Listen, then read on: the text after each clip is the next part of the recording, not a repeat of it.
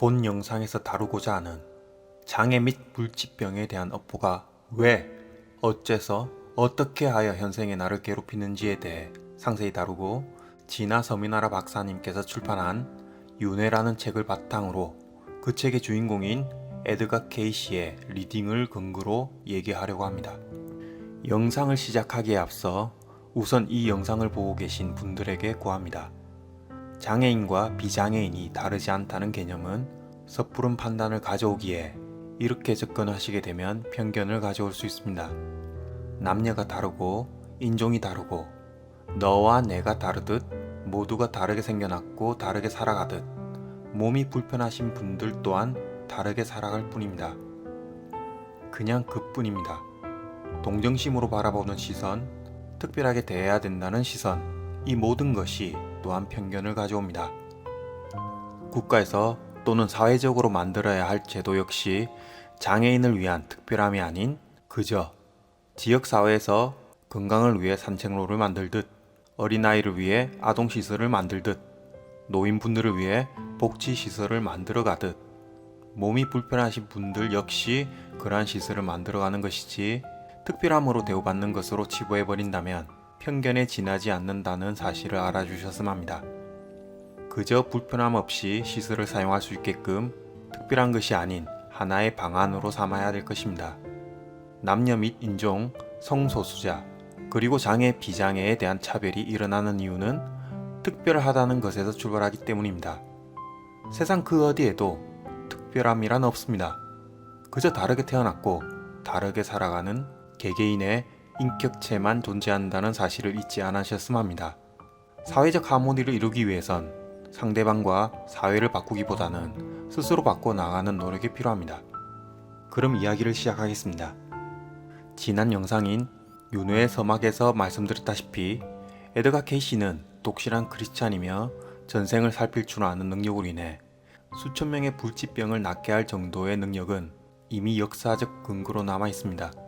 인간이라면 누구나 괴로움이 타인이 아닌 나에게 주어졌을 땐 이유도 모른 채 번뇌와 고통을 고스란히 받아야 함은 자명한 사실입니다.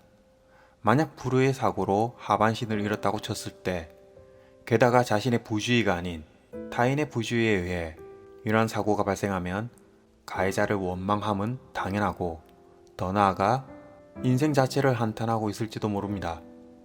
이러한 후천적으로 받은 상처도 원인이 있는데 선천적으로 받은 장애는 어떻게 설명할 것인가? 이러한 부분에 대해 에드가 케이시는 리딩을 합니다.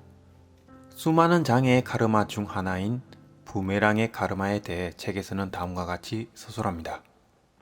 오스트레일리아 원주민들이 쓰는 무기인 부메랑은 던지는 즉시 던진 사람에게로 돌아온다. 그와 같이 남을 해치는 행위를 하면 그 행위가 그대로 메아리 쳐서 행위자에게로 되돌아오게 된다. 이런 종류의 카르마를 말한 사례는 많이 있는데 그중 한 예를 들어보겠다. 태어날 때부터 맹인인 어떤 대학 교수가 라디오 방송에서 케이시에 관한 이야기를 들었다. 그는 케이시에게 피지컬 리딩을 의뢰했고 리딩이 지시한 대로 마사지, 전기치료법, 식이요법 등 종합치료를 한 결과 몸이 건강해지고 시력도 현저히 회복되었다. 의학적으로 전혀 방법이 없었지만 3개월이 지나자 왼쪽 눈의 시력이 10% 정도 회복된 것이다. 라이프 리딩은 이 사람의 4번에 걸친 과거생을 말하고 있다. 가장 가까운 전생이 남북전쟁 시대의 미국, 그 전이 십자군 시대의 프랑스, 그 전은 기원전 1000년 무렵의 페르시아, 그 전은 침몰 직전의 아틀란티스라고 했다. 현재의 그를 맹인으로 만든 영적 법칙 즉 카르마는 그가 페르시아 시대에 유발시킨 것이라고 한다. 그는 당시 불에 달군 인두로 적의 눈을 지져버리는 풍습이 있는 야만적인 부족 중의 한 사람으로서 그 일을 직업적으로 담당했다는 것이다. 여기서 당연히 나올 법한 의문은 당시 사회 간섭인데 개인이 그 책임을 물어야 되는가? 라는 의문을 가질 수 있는데 그 시대의 사형이라는 제도가 있을 수 있고 그 사형 집행에 따른 상명하복이라고 볼 수 있을 것이다. 만약 이것이 업보로 이어지지 않는다고 쳤을 때 히틀러 밑에서 수없는 생명을 앗아간 장교들은 어떻게 할 것인가? 그리고 한국을 침략해서 수많은 생명을 앗아간 이런 의문제기는 당연히 나오는 것이 마땅하다. 즉 카르마를 결정하는 것은 행위가 아닌 동기이며 말이나 글이 아닌 정신이라는 것이다. 그리고 그 시대의 관습에 대한 죄까지 물을 수 있다. 그 시대의 구성원 모두 어느 정도 그 죄를 나누어 갔기 때문이다. 불과 100년 전까지만 해도 노예 제도가 있었다. 노예 제도를 만듦으로써 자유의지를 박탈했다고 볼 수 있고, 적극적으로 죄가 없다고 할지언정 소극적으로 업보를 가질 수 있다. 그리고 그 시대의 관습 또는 악습을 그대로 방치한다면 더더욱 죄는 커질 것이다. 라고 책에서 서술하고 있습니다. 그래서 서미나라 박사는 그 행위에 대한 정신적 과보가 있다고 말합니다. 만약 어쩔 수 없이 전쟁에 참여해 살생을 했다면 그에 대한 과보는 약하다고 합니다. 하지만 국가적 명분을 걸고 마구잡이로 처단하듯 사람을 살생했다면 장애라는 과보를 받게 된다고 나와 있습니다. 또한 책에서는 소아마비에 대한 과보를 언급했는데, 전생의 사람들의 다리를 약하게 만들어 노예로 삼았다고 해서 이로 인해 소아마비로 태어났다고 말하고 있습니다. 만약 코로나라는 바이러스를 일부러 퍼뜨린 사람이 있다고 쳤을 땐 어떻게 될까요? 피해받은 사람의 수만큼 수억 겁의 세월 동안 감기와 고통을 달고 살겠죠. 그리고 인과의 죽음을 반복하며 살아갈 것입니다. 그리고 무심결에 담배꽁초를 버린 경우를 생각해 볼까요?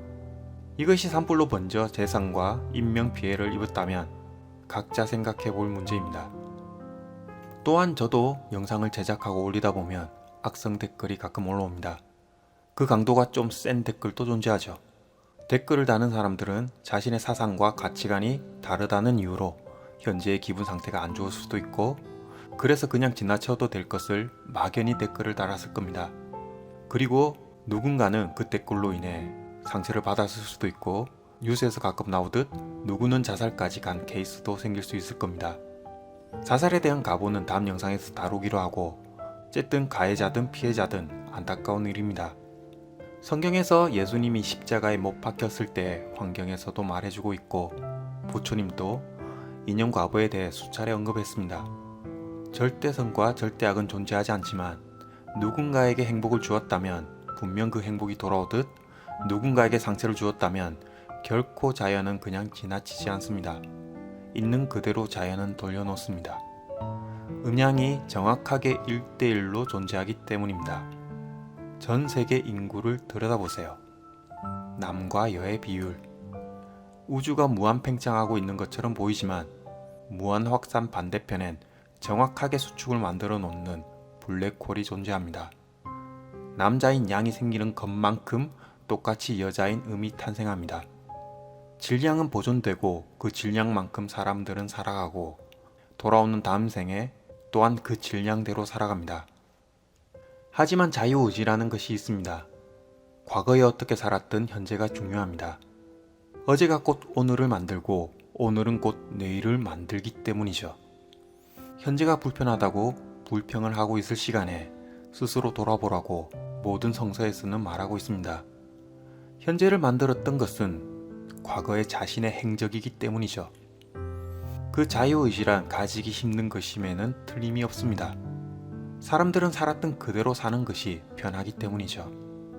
타인의 흉을 보는 것을 좋아하는 사람이 성서를 보고 한순간에 바뀔 리는 없을 겁니다.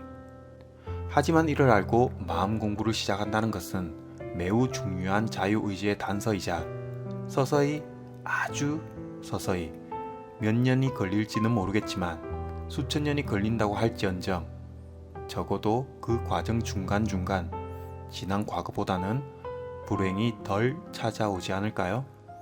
그러면서 알아가는 것이 마음 공부입니다.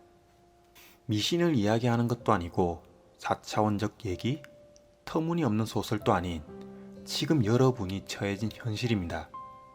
지구가 존재하는 것, 우주가 팽창하는 것, 태어난 것 자체가 터무니없으니. 다음 윤회 영상에서 뵙겠습니다. 감사합니다.